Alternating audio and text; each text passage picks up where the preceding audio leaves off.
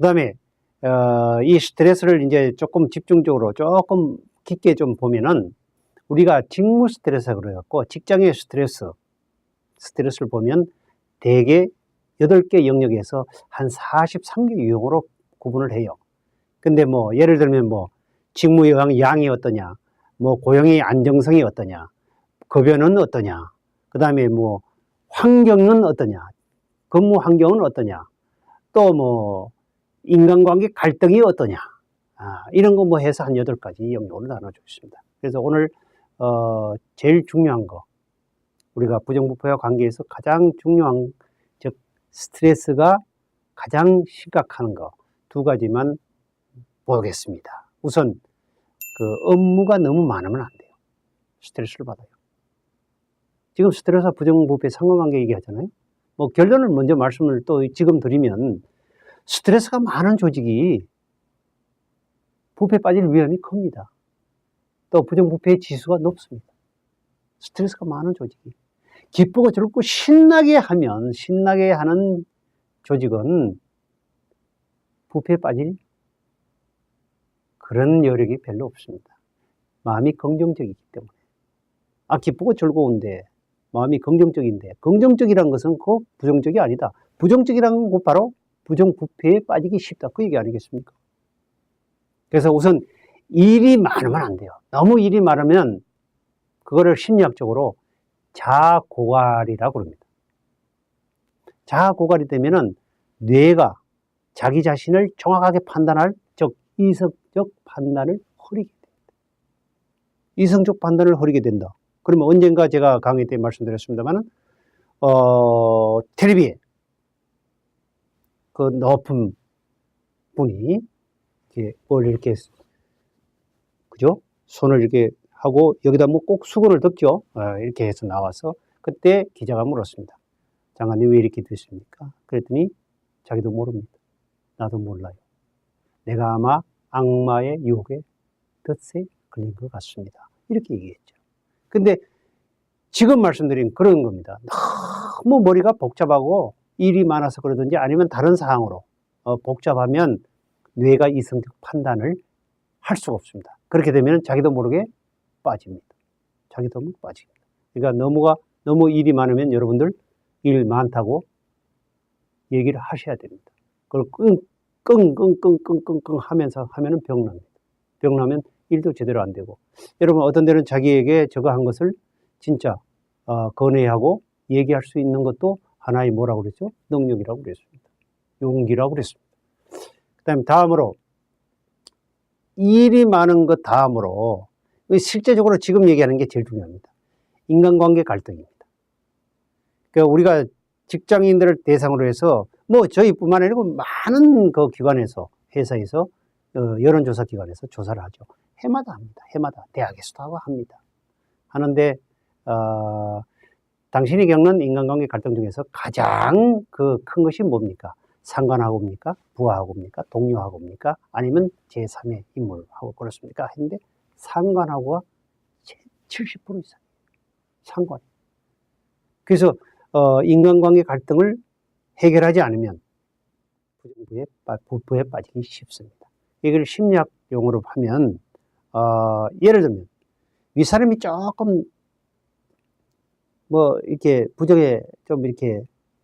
부정적인 일을 하고 부당한 일을 하고 한다 그러면 자기도 모르게 그게 꼭 그냥 전염성, 우리가 첫 시간에 부패 전염성을 얘기했잖아요. 자기도 모르게 합니다. 옆에 사람 하품하면 나도 하품하듯이. 그게 희한하죠. 그 애들은 어른 하는데 따라 한다고 그러죠. 그게 다 잠재의식 속에 자기도 모르게 되는 겁니다. 이것도 똑같습니다. 윗사람이 나쁜 짓을 하면 그 자기도 그렇게 자기도 모르게 배우게 됩니다. 이거를 부정에 대해서 자기 자신을 합리화시키는 겁니다. 뭐냐면은 윗사람이 예를 들면 10억을 공금을 횡령한 걸 자기가 봤다. 근데 자기가 1억 정도 먹어요. 나는 1억 정도 해볼까? 아니면 1,000만 원. 자기 10억 먹었는데 나는 1,000만 원밖에 안 먹었는데 내가 왜 어땠어? 이거를 심리학용어로 자기의 합리성, 인간의 인지적 유연성, 자기 자신을 부패에 대해서 또는 불쾌한 것에 대해서 자기 자신을 합리화시키는 인지적 유연성이라고 그렇게 얘기합니다. 그러면 이러한 인지적 유연성이 그것 때문에 이 사람이 부패를 하게 되면 자기가 그대로 빠지기 쉽다 하는 그 사례를 한번 보겠습니다. 그러니까 결국은 스트레스가 많은 사람이 부패에 노출될 염려가 높다. 사례를 외국에서 한 거를 하나 보겠습니다. 어떤 그 학교 교수가 실험을 했습니다. 어떻게 했냐면, 자, 그 5분간에 길 가는 사람을 붙잡았습니다. 붙잡아서 한 10명 정도. 두 그룹으로 했는데요. 10명, 10명을 잡았습니다. 처음에 10명 잡은 사람들은, 선생님, 제가 5분간 인터뷰를 좀 하고 싶습니다. 이 연구 목적으로 5분간 인터뷰를 하겠습니다. 그 대신 수고비로, 많지는 않습니다만 커피값으로 $5를 드리도록 하겠습니다. 5분이면 족합니다. 그래서 이제 인터뷰를 합니다. 인터뷰를 하는데 뭐 이렇게 저렇게 물어보고 이렇게 하는데 하다가 이제 이미 꿈인 거죠. 다른 데서 전화를 오도록 합니다. 그 인터뷰하고 있는데 전화를 받습니다. 그럼 전화가 받을 때 우리가 일반적으로 하려면 어떻게 되면, 죄송합니다. 선생님, 급한 전화인데요. 제가 잠깐 실례해도 되겠습니까? 물어 양해를 받고 하잖아요. 근데 일부러 각본에 의해서 어떻게 해요? 얘기하다가 뭐라고? 안 돼. 그걸 왜? 안 된다니까. 안 돼. 그런 건 안 돼. 그리고 또 얘기를 합니다. 어디까지 얘기했죠? 얘기합니다.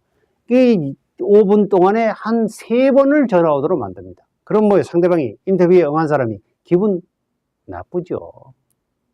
나쁜 것만 문제입니까? 더럽습니다. 죄송한 말씀입니다. 더럽습니다. 그러고 이제 5분 끝납니다. 그러면 $5를 든 봉투에, 확인 안 하고 $5를 봉투에 전부 노란 봉투에 넣었다 그럽시다. 그래갖고, 감사합니다. 좋습니다. 그리고 저쪽에 앉아가지고, 그 영수증하고 뭐 쓸 거 이제 쓰도록 했습니다. 그렇게 해서 10명을 했습니다. 기분 더럽게. 스트레스를 줬습니다. 그 다음에 이쪽에 10명은요, 예를 갖춰서. 안녕하세요. 네, 5분만 인터뷰해 주시면, 고맙겠습니다. 연구 목적입니다. 제가 $5 많지는 않지만 하겠습니다. 그렇게 하다가 전화를 옵니다. 전화를 오는데 어떻게 해요? 아이고, 죄송합니다. 아주 예의를 갖춰서. 죄송합니다. 급한 전화인데요. 잠깐 전화 받아도 되겠습니까? 잠깐만 받겠습니다. 죄송합니다. 그리고 뭐 이렇게 얘기하고, 아이고, 실례했습니다. 아이고, 고마워요. 기다려주셔서 감사합니다. 그리고 또, 얘기하고. 이렇게 했습니다. 그렇게 해서, $5를 주고 다 이제 받았습니다. 근데 봉투에다가 $5를 넣은 게 아니라 전부 몇 달러? $9를 넣었습니다. $4를 더 넣었어요. 당초의 약속은 $5만 주기로 했는데 $9를 넣었습니다. 그래서 이제 다 끝났습니다. 영수증 받고 했는데 이 봉투를 열어보니까 각자가 이쪽에 10명, 이쪽에 10명, 10명 봉투를 열어보니까 $5가 아니고 $9가 들어있잖아요. 그럼 뭐 돈이 들어왔잖아요. 돈이 들어오면 돌려줘야 되잖아요. 그래서 이 실험의 목적이 그겁니다. 기분을 나쁘게 한 사람들하고 기분 좋게 한 사람하고 정의에 누가 더 가깝게 가는가, 그걸 본 겁니다. 이쪽에 기분 좋게 한 사람 45%가 돌려줬습니다. 아이고, $5인데요. $9 들었습니다. 잘못 계산이 돌아왔네요. $4 돌려줬습니다. 45%. 거의 반이 돌려줬습니다. 이쪽에 15%만 돌려줬습니다. 아니, 14%. 14%만 돌려줬습니다. 보셨죠? 두세 배 차이 납니다. 불패에 빠질 염려가. 그래서 이 실험을 보고 했는지 모르겠습니다만은 우리나라에서 뭐 방송국에서 5,000원, 9,000원짜리 실험을 했습니다. 똑같은 방법으로 했습니다. 똑같은 방법으로.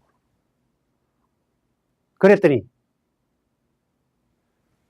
이쪽에 기분 좋게 한 그룹 4명이 기분 나쁘게 한 그룹 4명이 돌려줬습니다. 10명 중에 4명이 아이고 이거 5,000원 주기로 했는데 9,000원 들었어요.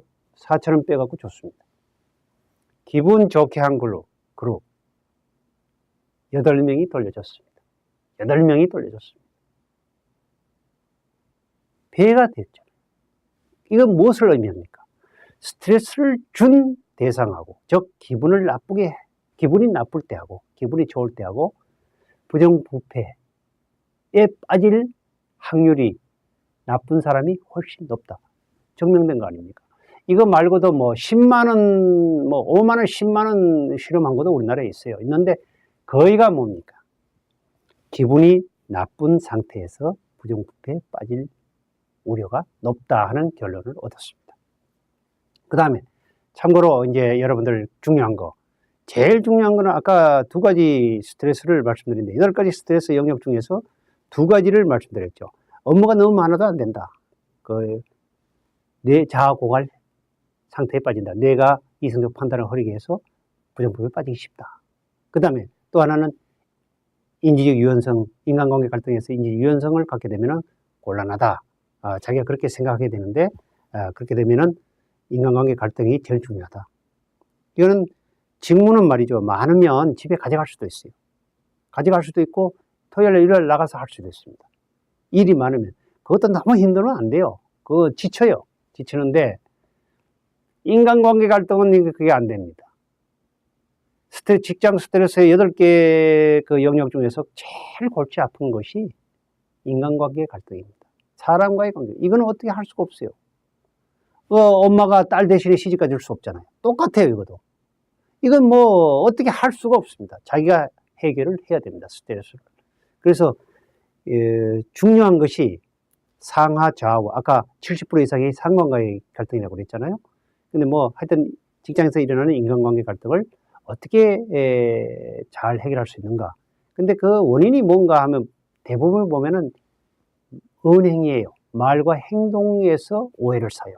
인격적 모독을 준다든가. 그래서 이런 조사가 있습니다. 이것도 뭐 여러 번 그 실험을 하죠. 조사를 늘 합니다. 많은 기관에서 합니다. 아까 말씀드린 대학에서도 하고 합니다.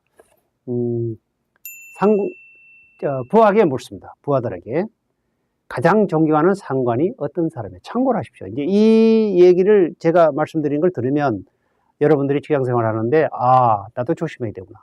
이렇게 해드려야 되겠구나. 서로 배려하면 살아야 되겠구나. 그래서 스트레스를 줄여야 되겠구나. 그러면 스트레스가 줄면 웃음이 나오겠구나. 웃음이 나오면 소통이 되겠구나. 소통이 되면 서로 신뢰가 이루어지고 그러면 부정부패 그런 소리 안 하겠구나 하는 그걸 느끼시라고 제가 얘기를 드린 겁니다. 부하에게 물었습니다. 가장 존경하는 상관은 어떤 상관이냐? 첫째가요. 경조사 챙겨주는 상관. 이 첫 번째입니다. 저도 과거에는 운동하러 가느라고 안 간 적이 있습니다. 상가에 안 간 적이 있습니다. 돈만 보내고. 아닙니다. 경조사가 찾아주는 챙겨주는 상관이 제일 좋았고, 두 번째는 격려와 칭찬을 아끼지 않는 상관. 여러분 돈 듭니까? 너무 이빨한 소리는 하면 안 되고요. 정말 진심을 담아서 칭찬과 격려를 아끼지 마십시오. 세 번째, 밥술을 가끔 사주는 상관. 제가 직장 다닐 때도 있었습니다. 제가 33년을 근무를 했는데 꼭 그 사람 돈 좀 있는 분이에요. 근데도 꼭 서무 담당을 데려가는 거죠. 서무가 계산하는 거예요. 돈 내는 방법을 모르는 것 같아요. 그래서는 안 됩니다. 존경을 받으려면 자기가 밥, 술을 좀 사십시오. 그 다음 반대로 상관이 이뻐하는 부하의 형태가 어떤 형태입니까?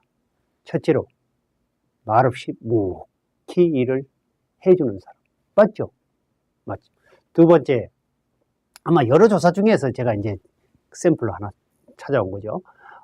두 번째, 점심 먹고 들어다가 길가에 호빵, 군고구마 뭐 이런 거 파죠. 풀빵, 국화빵 뭐 이런 거 하죠. 앵꼬빵.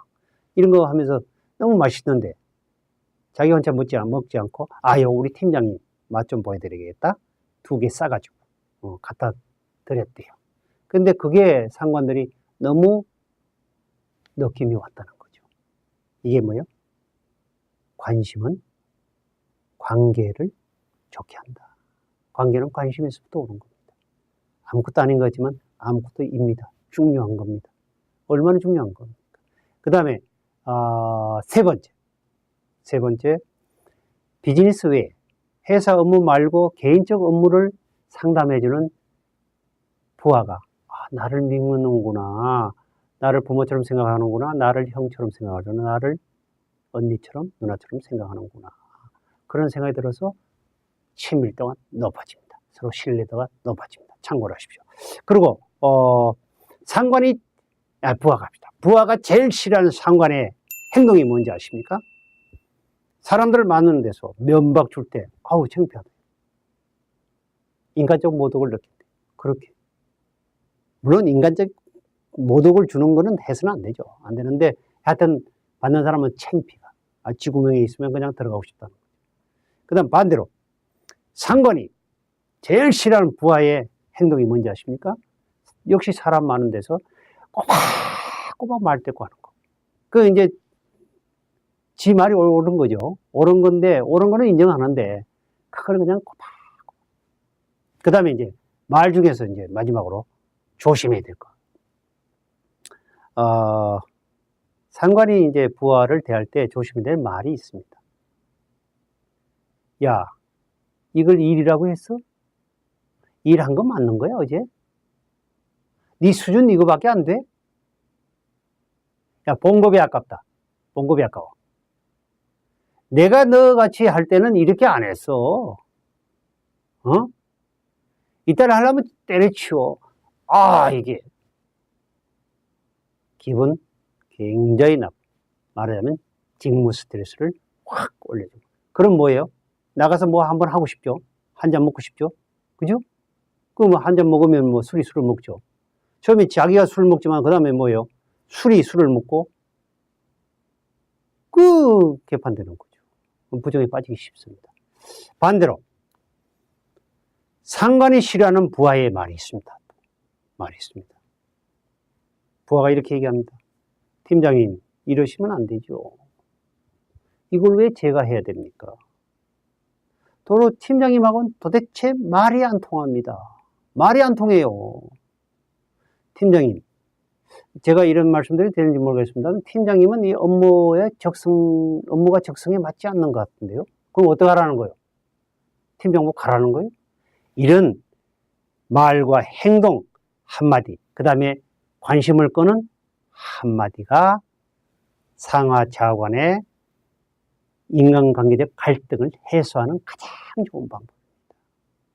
인간관계 갈등을 갖지 않는 조직 문화만 갖는다면, 전혀 없을 수는 없지만 조직 문화만 갖는다면 여러분 조직 생활하는데, 직장 생활하는데 이왕 하는 거 즐기면서 즐겁고 기쁘게 할 수 있을 겁니다. 즐겁고 기쁘게 경영하는 그런 회사는 부정부패에 빠지기가 그렇게 쉽지 않습니다. 여러분 오늘 강의 어떻습니까? 괜찮았죠? 괜찮았습니다. 제가 봐도 괜찮았어요. 그럼 이왕이면은 수준 높게 썰렁개가 하나 하겠습니다. 여러분 1 플러스 1은 얼마입니까? 2죠. 수학적으로. 그죠? 근데 1 플러스 1이 1인 경우가 있습니다. 예를 들면 물방울 하나와 물방울 하나가 두 개를 합쳤더니 하나밖에 안 됐네요. 희한합니다. 그죠? 그 다음에 100에서 1을 빼면은 99가 돼야 되는데 0이 되는 경우가 있습니다. 부정부패와 관련된 겁니다. 오늘은 요건 좀 마지막으로 수준이 좀 높게 하겠습니다. 100에서 1을 빼면은 뭡니까? 0입니다. 어떤 공적을 많이 쌓아놨는데 결정적으로 큰 거 하나가 그냥 확 마이너스적인 요인이 들어왔다. 완전히 뭐예요? 회사 망하는 거죠. 그래서 100 빼기 1은 99가 아니라 0이 될 수 있다. 반대로 100 플러스 1은 200이 될 수도 있습니다. 300이 될 수도 있습니다. 100 이렇게 잘 해나가는데 결정적인 연구 하나 탁 들어와가지고 뭐예요? 빵 터졌습니다. 신약하듯이. 시너지 효과라고 그러죠. 여러분 오늘 강의 어땠습니까? 다음 시간에는 더 유익한 소재를 가지고 와서 여러분들을 만나 뵙도록 하겠습니다. 감사합니다.